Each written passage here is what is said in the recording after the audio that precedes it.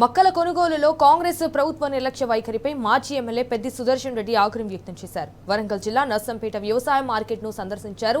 రైతులు తెచ్చిన మొక్కజొన్నలు రోజుల తరబడి మార్కెట్లోనే నిలిచిపోయి ఉండడంపై పెద్ది సుదర్శన్ రెడ్డి అయితే అసహనం వ్యక్తం చేశారు. 2 రోజుల్లోనే కొనుగోలు పూర్తి చేస్తామన్న స్థానిక కాంగ్రెస్ ఎమ్మెల్యే ఇప్పుడేం సమాధానం చెప్తారని ప్రశ్నించారు. బీఆర్ఎస్ హయాంలో నర్సంపేట నియోజకవర్గంలో 42 కొనుగోలు కేంద్రాలను ఏర్పాటు చేసి వేగంగా మక్కలు కొనుగోలు చేసినట్లు గుర్తు చేశారు. నేడు కాంగ్రెస్ ప్రభుత్వం కేవలం 7 కొనుగోలు కేంద్రాలను మాత్రమే పెట్టి కావాలని కాంటాలు పెట్టడంలో ఆలస్యం చేస్తోందని మండిపడ్డారు పెద్ది సుదర్శన్ రెడ్డి. అయితే రైతులు అకాల వర్షాలకు భయపడి దళారీలకు అమ్ముకోవాల్సి వస్తోందని చెప్పారు. ఇప్పటికైనా ప్రభుత్వం స్పందించిన వేగంగా మక్కల కొనుగోలు పూర్తి చేయాలని డిమాండ్ చేశారు. మాధరెడ్డి గారు ఇప్పుడు 5వ రోజు వాడికి అడ్రస్ లేదు. ఒక్క బస్తా కూడా కదలే నియోజకవర్గంలో, ఒక్క బస్తా, ఒక బండి కూడా లోడ్ కావాలి, ఒక్క బండి కూడా.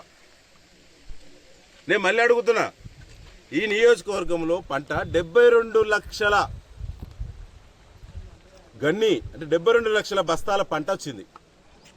72 లక్షల బస్తాలను 7 సెంటర్లల్లా ఎట్లా కాంటా పెడతారు, ఎట్లా ట్రాన్స్పోర్ట్ ఎత్తుతారు, ఎక్కడ దిగుమతి అవుతుంది?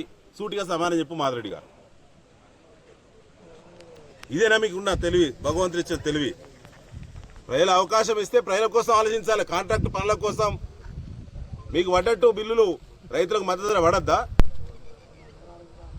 ఏది మీ ముఖ్యమంత్రి గారు, మీరు ఇద్దరు దగ్గరేళ్ళు కదా, చొరవ లేదు, మరి ప్రభుత్వం చొరవ లేదు నర్సంపేట మీద.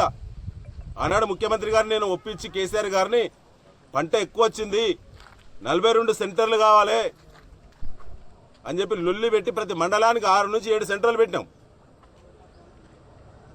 శాస్త్రీయ విధానం అంటే ఒకటి ఉందా? ఒక అమాలి కార్మికుడు గంటకు ఎన్ని బస్తాలు కాంటా పెడతాడు?